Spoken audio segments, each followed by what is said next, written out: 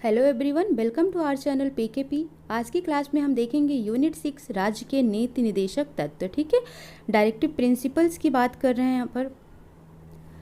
अब यहाँ पर आपने क्या देखा था, इसके पहले जो भी हुआ था हमारा क्वेश्चंस किस पर हुआ था, मौलिक अधिकार पर हुआ था। ठीक है, और इसके पहले जितने भी आर्टिकल्स हुए हैं, नागरिकता हो गया, मौलिक अधिकार हो गया, वो सब चीज़ें हमने डिस्कस कर ली हैं।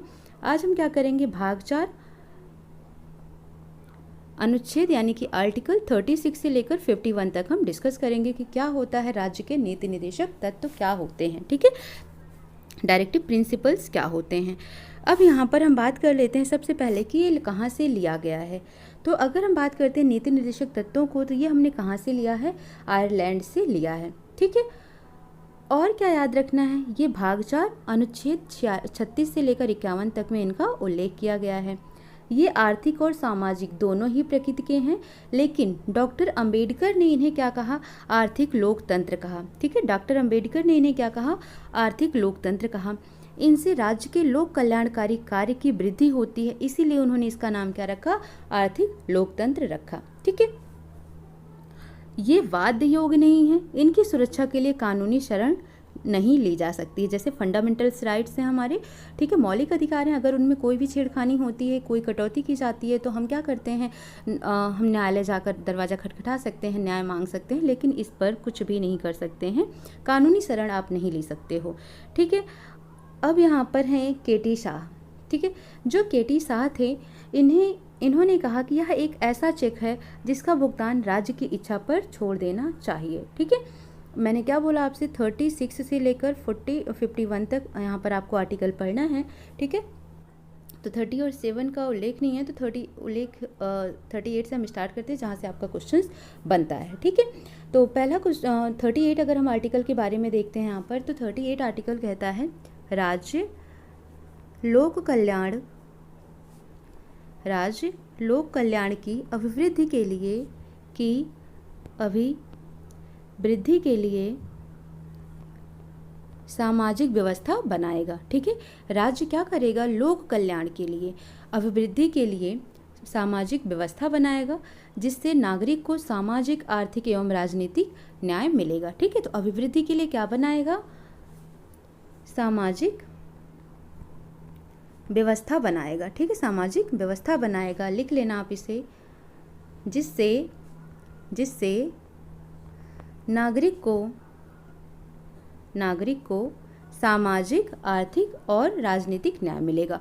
ये कहता है आर्टिकल 38 कहता है। ठीक है, नेक्स्ट हम देख लेते हैं आर्टिकल 39 की। अगर हम बात करते हैं, इससे संविधान के भाग 4 की आत्मा कहा जाता है। तो ये याद रखना, आर्टिकल 39(1), ठीक है, इसे क्या कहा जाता है, संविधान के भाग 4 की आत्मा कहा जाता है। संविधान की आत्मा किसको कहा जाता है, प्रस्तावना को, लेकिन भीमराव अंबेडकर ने किसको कहा है, 32 को कहा है, आर्टिकल नंबर 32 को। और अगर हम संविधान के भाग 4 की आत्मा पूछेंगे तो वो किसे कहा जाता है, वो कहा जाता है 39(1) को। ठीक है, किसका, भाग 4 की आत्मा। इसमें कहा क्या गया है, इसमें यह कहा गया है कि राज्यों का कर्तव्य होगा कि महिलाओं और बच्चों के विकास के लिए योजनाएं बनाई जाएं। ठीक है, यानी कि प्लानिंग किया जाए, किसके लिए, plan for women and child development. ठीक है, ये किसका ड्यूटी होगा, किसका कर्तव्य होगा, ये राज्य का कर्तव्य होगा, राज्य का कर्तव्य होगा। ठीक है, तो ये याद रखना है, आर्टिकल 39(1) में कहा गया है कि संविधान भाग 4 की आत्मा होती है ये, जिसमें राज्यों का कर्तव्य होगा कि वो महिलाओं और बच्चों के विकास के लिए योजनाएं बनाएं। ठीक है, नेक्स्ट हम क्या देखते हैं, आर्टिकल नंबर 40। आर्टिकल नंबर 40 में क्या कहा गया है, राज्य सरकार का कर्तव्य होगा कि वो ग्राम पंचायतों की स्थापना करें। ठीक है, यानी कि इसमें सीधी सी बात कही गई है, किसका उल्लेख है, ग्राम पंचायतों का उल्लेख है। इसमें कहा गया कि राज्य की इच्छा पर ही ग्राम पंचायत का गठन होना चाहिए। इसके लिए सरकार ने क्या किया, एक प्रोग्राम शुरू किया। कब शुरू किया, 1952 में एक प्रोग्राम शुरू किया, जिसका नाम क्या रखा, CDP। ठीक है, CDP, चाइल्ड डेवलपमेंट पेडागोजी नहीं, CDP का मतलब होता है कम्युनिटी डेवलप्ड प्रोग्राम। ठीक है, कम्युनिटी डेवलप प्रोग्राम, तो ये हो जाएगा CDP का फुल फॉर्म। ठीक है, कम्युनिटी डेवलप प्रोग्राम। इस कार्यक्रम को चलाने का काम किसको दिया गया, BDO को दिया गया। CDP को चलाने का काम किसको दिया गया, BDO को दिया गया। और BDO का फुल फॉर्म क्या होता है, ब्लॉक डेवलपमेंट ऑफिसर, ठीक है। बीडीओ का फुल फॉर्म होता है ब्लॉक डेवलपमेंट ऑफिसर। तो इस तरीके से जो सीडीपी बनाई गई, प्रोग्राम बनाया गया 1952 में, इसको चलाने का पूरा काम दिया गया बीडीओ को। और इस कार्यक्रम के असफल होने पर इसकी जांच के लिए एक कमेटी का गठन किया गया और उस कमेटी का नाम रखा गया बलवंत राय मेहता कमेटी, ठीक है। बलवंत राय मेहता कमेटी कब? 1957 में, मीन्स 1952 में सीडीपी बनी और जब ये सही तरीके से नहीं हो पाया तो इसकी जांच के लिए एक कमेटी बनाई, बलवंत राय मेहता कमेटी 1957 में। और ग्राम पंचायत सबसे पहले 2 अक्टूबर 1959, ठीक है। कब बनी? 2 अक्टूबर 1959 को सबसे पहले राजस्थान, याद रखना है, सबसे पहले राजस्थान में बनी थी। क्या बनी थी? ग्राम पंचायत सबसे पहले राजस्थान में, ठीक है, 2 अक्टूबर 1959 को। और ये किस पर है? गांधी जी की भावना के अनुरूप है, गांधी जी इसके समर्थक थे, ठीक है। नेक्स्ट आर्टिकल जो आपको याद रखना है, आर्टिकल नंबर 41। आर्टिकल नंबर 41 कहता है कुछ दशाओं में काम, शिक्षा और लोक सहायता पाने का अधिकार, ठीक है। कुछ दशाओं में काम, शिक्षा और लोक सहायता पाने का अधिकार, लिख लो। कुछ दशाओं में काम, शिक्षा और लोक सहायता पाने का अधिकार, ठीक है। लिख लो आप इसे, आर्टिकल नंबर 41, ठीक है। उसके बाद याद रखना आपको आर्टिकल 44 इंपॉर्टेंट हो जाता है, नागरिकों के लिए एक समान सिविल संहिता, ठीक है। क्या? नागरिकों के लिए एक समान सिविल संहिता, ठीक है। ये क्या हो गया? आर्टिकल 44 हो गया। आर्टिकल 45, देखो आपके क्वेश्चन जो बनते हैं वो आपके आर्टिकल 38, ज़्यादातर 39 आपका आर्टिकल नंबर 40 ग्राम पंचायत का पूछ लिया जाता है, 45 पूछ लिया जाता है, 51 पूछ लिया जाता है और 48 पूछ लिया जाता है, ठीक है। 46 भी पूछ लिया जाता है। तो जो इम्पॉर्टेंट है वो आपका लिखा हुआ है, आप उसे अच्छे से देख लीजिए। तो 45 में क्या हुआ? ये 86वें संविधान संशोधन 2002 के द्वारा यह प्रावधान कर दिया गया कि 6 साल तक के बच्चों की शिक्षा का दायित्व कौन लेगा? राज्य लेगा। यानी कि राज्य का यह प्रयास होगा कि जो 0 से 6 वर्ष के बच्चे हैं उनको निःशुल्क खाना और शिक्षा आंगनवाड़ी में दी जाए। ये कहा गया? आर्टिकल नंबर 45 में कहा गया।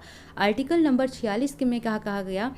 आर्टिकल नंबर 46 कहता है कि जो राज्य में SC, ST, OBC और अन्य कमजोर वर्ग के लोग होते हैं उनके लिए एक विशेष योजना का प्रावधान किया जाए, ठीक है। यानी कि राज्यों का यह प्रयास होना चाहिए कि जो अनुसूचित जाति, जनजाति और पिछड़े वर्ग के लिए लोग हैं उनके लिए विशेष प्रकार की योजनाओं की शुरुआत किया जाए, आर्टिकल 46 कहता है।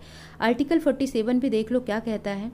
आर्टिकल 47 कहता है स्वास्थ्य को बढ़ावा दिया जाए। किसको? हेल्थ को, ठीक है। स्वास्थ्य को बढ़ावा दिया जाए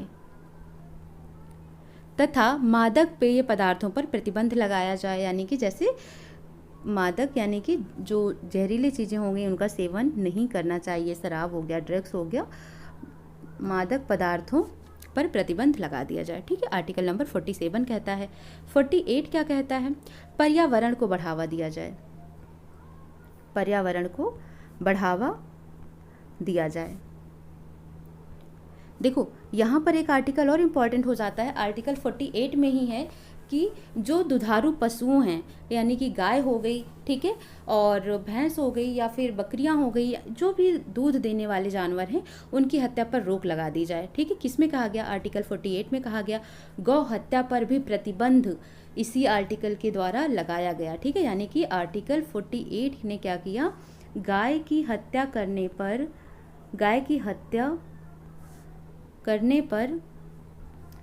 प्रतिबंध लगा दिया।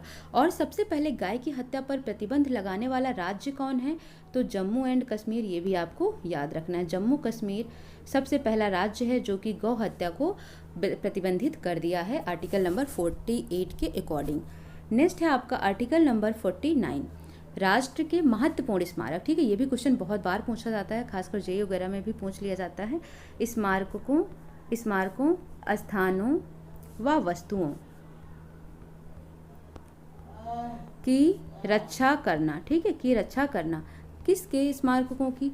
राष्ट्र के महत्वपूर्ण स्मारकों ठीक है, राष्ट्र के महत्वपूर्ण स्मारकों, स्थानों व वस्तुओं की रक्षा करना आर्टिकल नंबर 49 में कहा गया है। नेक्स्ट है आर्टिकल नंबर 50, कार्यपालिका और न्यायपालिका की शक्तियों को क्या किया गया, अलग अलग कर दिया गया। ठीक है, यानी कार्यपालिका को न्यायपालिका से पृथक कर दिया गया, अलग कर दिया गया। अब ये दोनों क्या है, एक दूसरे से फ्री हैं, स्वतंत्र हैं। कार्यपालिका अपना अलग हो गया, न्यायपालिका अपना अलग होकर अपना काम कर रहा है। 51 इंपॉर्टेंट हो जाता है, क्वेश्चन पूछा जाता है। और जो 51 है ये किसके आधार पर बेस्ड है, तो ये गांधी जी की सोच पर, गांधी जी की फिलॉसफी पर भी बेस्ड है। ठीक है, तो आर्टिकल 51 क्या कहता है, अंतर्राष्ट्रीय शांति और सुरक्षा को बढ़ावा देना। ठीक है, अंतर्राष्ट्रीय शांति एवं सुरक्षा को बढ़ावा देना या अभिवृद्धि करे, ये किसका प्रयास होना चाहिए, राज्यों का यह प्रयास होना चाहिए, आर्टिकल नंबर 51 कहता है। ठीक है, अब यहाँ पर देख लो कुछ पॉइंट्स हैं आपको याद रखना है। तो आर्टिकल आपको 36 से 51 समझ आ गया होगा, भाग 4 से लिया गया है, राज्य के नीति निर्देशक तत्व के नाम से है, ये आयरलैंड से लिया गया है। ठीक है, इसे आर्थिक अधिकार भी कहा जाता है हमारा। लेकिन अगर इसमें कोई भी प्रॉब्लम आती है तो आप न्यायपालिका नहीं जा सकते हो, आप न्याय मांगने नहीं जा सकते हो।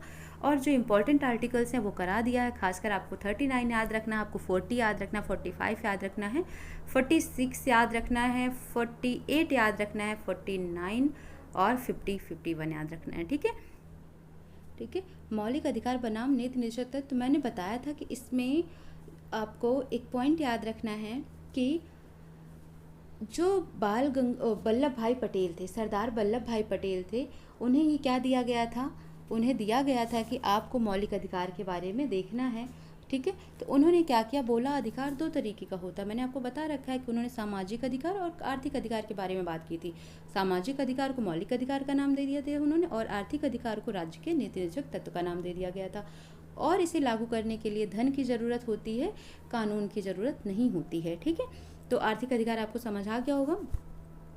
अब यहाँ पर बात आ जाती है कि मौलिक अधिकार और नीति निर्देशक तत्व के बीच पहला विवाद किसका था, शंकरी प्रसाद वाद था। कब था, 1951 में था। सर्वोच्च न्यायालय ने कहा कि संविधान संशोधन के माध्यम से मौलिक अधिकार में कटौती की जा सकती है। ठीक है, गोलकनाथ वाद 1967 में कहा गया, मौलिक अधिकारों में संशोधन से भी कटौती नहीं की जा सकती है। केशवानंद भारती वाद 1973 में कहा गया कि संविधान की मूल संरचना में संशोधन नहीं किया जा सकता है। और मिनर्वा मिल्स 1980 वाद में कहा गया कि मौलिक अधिकार और नीति निर्देशक तत्व एक दूसरे के क्या हैं, पूरक हैं। ठीक है, तो मौलिक अधिकार की कटौती नहीं की जा सकती है। लेकिन मैंने आपको बताया है कि कभी भी इमरजेंसी, अगर आपातकाल आता है तो आपका जो आर्टिकल नंबर 21, ठीक है, 21 आर्टिकल नंबर आपका है जिसमें जीवन का अधिकार की बात कही गई है। ठीक है, और आर्टिकल नंबर 22 जो है आपका, आपातकाल में 20 और 21 समाप्त नहीं हो सकते हैं, बाकी सारे समाप्त किए जा सकते हैं। ठीक है, तो 21 में क्या था, जीवन जीने का अधिकार, और 20 में क्या था कि किसी को भी अगर आपने मतलब किसी ने भी अगर कोई एक अपराध कर दिया है तो उसके लिए दोहरी दंड व्यवस्था नहीं है, उसके लिए उससे उसको सुरक्षा है, और आत्म अभिशंसन यानी कि गवाही की सुरक्षा है। तो ये सब चीज़ें थी आर्टिकल 20 और 21 में, जो कभी भी समाप्त नहीं होता है, इवन इमरजेंसी लगने पर भी। ठीक है, बाकी तो जितने भी मौलिक अधिकार हैं उनमें कुछ ना कुछ कटौतियाँ हो जाती हैं अगर कोई इमरजेंसी लगती है तो बस इतना ही है। इसमें नीति निर्देशक तत्व के कुछ पॉइंट्स हैं जो इंपॉर्टेंट है, जो आपको याद रखना है, एग्जाम के पॉइंट ऑफ व्यू से। ठीक है, तो अब देखते हैं हम नेक्स्ट क्लास में आपको क्या पढ़ना है, फंडामेंटल ड्यूटीज़, किसके बारे में पढ़ना है, मौलिक कर्तव्यों के बारे में पढ़ना है कि हमारे कितने मूल कर्तव्य हैं, मौलिक कर्तव्य हैं, उनका काम क्या है, और वहाँ से भी आपका क्वेश्चन पूछा जाता है। ठीक है, तो हम नेक्स्ट क्लास में फंडामेंटल ड्यूटीज़ यानी कि मौलिक कर्तव्य के बारे में पढ़ते हैं। तो मिलते हैं नेक्स्ट क्लास में। आप वीडियोज़ को शेयर ज़रूर कर दीजिएगा और लाइक सब्सक्राइब भी करिएगा चैनल को। ठीक है, मिलते हैं नेक्स्ट क्लास में। Thank you so much.